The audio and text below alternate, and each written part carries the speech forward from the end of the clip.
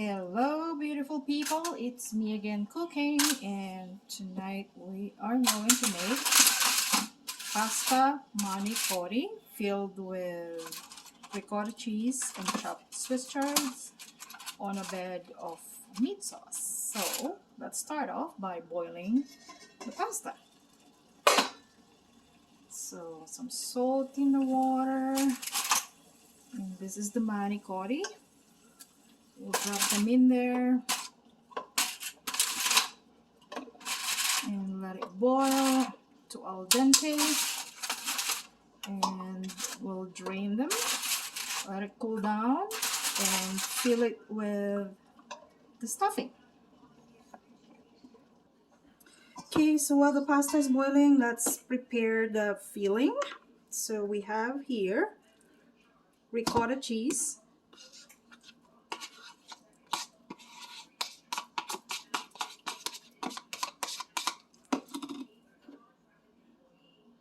one egg. Let's put some spices. So this is just dried basil.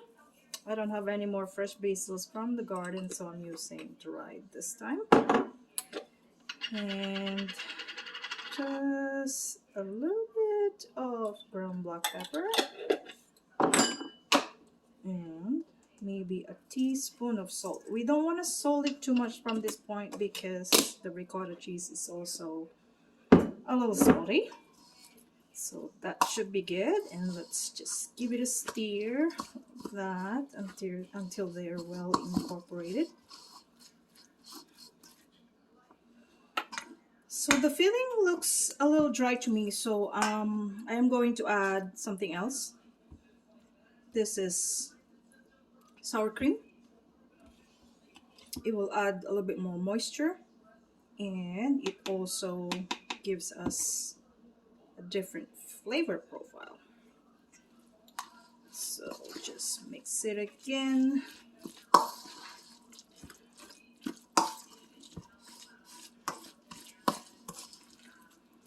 So when you're following a recipe, you don't really necessarily follow everything to a T, the measurements I mean.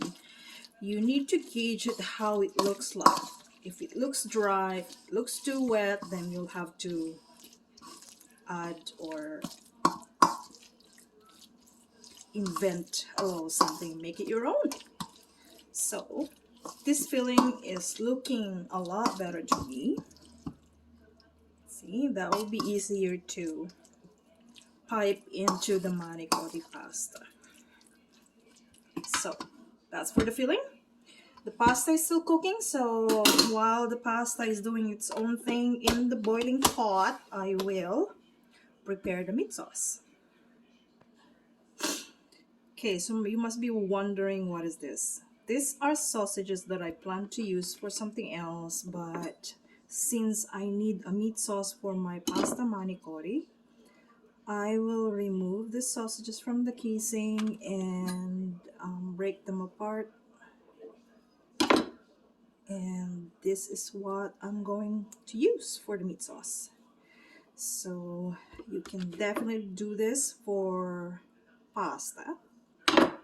Use the meat from a sausage, and it gives you more flavor. You don't have to season your sauce differently, just adjust to the flavor profile that you wanted. If it's a creamy sauce or a tomatoey sauce, then that's what you're going to add. So I'll keep on doing this and check back later. So let's check back on our pasta. So they are now al dente, and I am going to take them out of the pot gently. I don't want to dump them in a colander to drain because I don't want to break the pasta. So this is the best way to do. Use a slotted spoon to take them out of the pot. Just like that.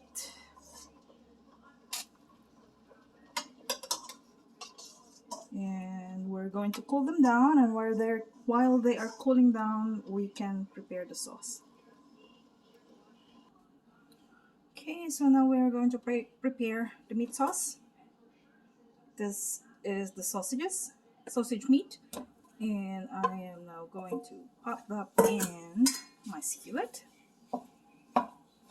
So why do I always brown the meat first whenever I'm cooking a stew or whatever, a meat? I like rendering the fat from the meat before I add any other ingredients, because where all the pros say anyway is where there is fat, there is flavor. So that's what I'm doing here, rendering the fat from meat first.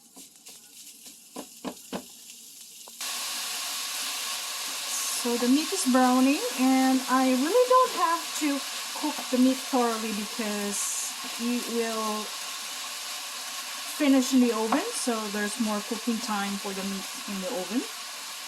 And now I'm going to add some minced red onions.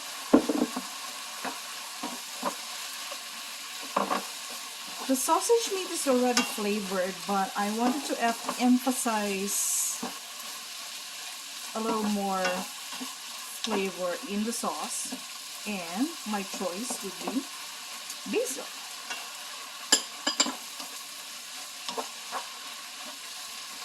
Now I'm going to add the tomato sauce or pasta sauce that I've made last night, and as you can see, it is a very thick sauce. It's a homemade sauce. This is made from the tomatoes from the garden, eggplant, and red peppers that I've roasted in the oven. And it's now pasta sauce. So I want the tomatoes a little bit more watery than how it is now, so I'm going to use pasta water that I've reserved from boiling the pasta. So there's about a cup there.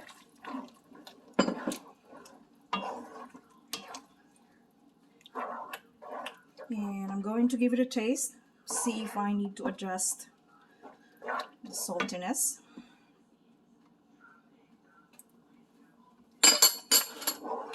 Which is not really, because the pasta sauce have a little bit salt there, the meat have salt, so that's all we need. Okay, so the meat sauce is ready. It's now time to fill the pasta. So this is the filling that we've mixed earlier, and it's looking a little bit more water than I like to be, so I'm going to fix that with just a little bit of flour.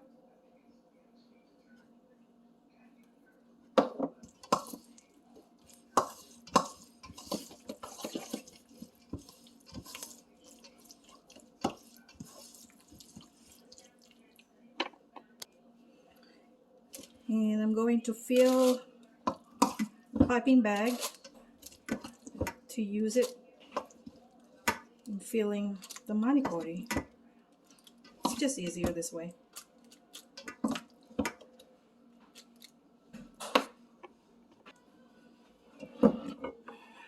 So meat sauce goes on the bottom. I may have prepared more than I wanted to use, but it's fine.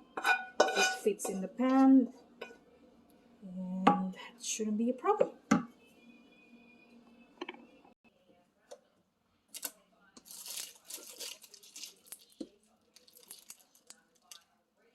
So fill it on one end, right to the center, flip it to the other end, fill it again. It doesn't have to be too full. If it's too full, the pasta may burst. There you go. One more.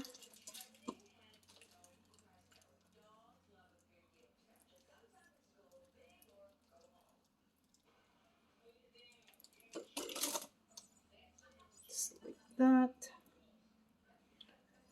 arrange it in your pan over the sauce. And I'll keep doing this until it's done. I have some leftover pasta which I'm just going to stick it in there because I don't want to put it to waste. So I just have 2 pieces left over because that's what I can fit in the pan, and that's okay, not a big deal. We adopt.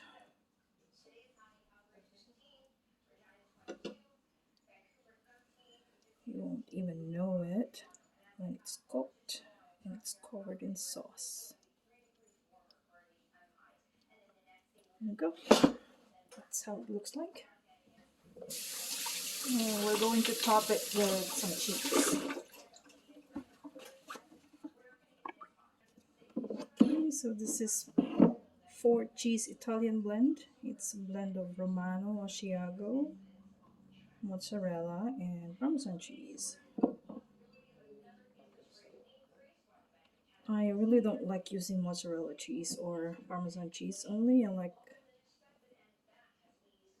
the mixture of the different cheeses. So, like that.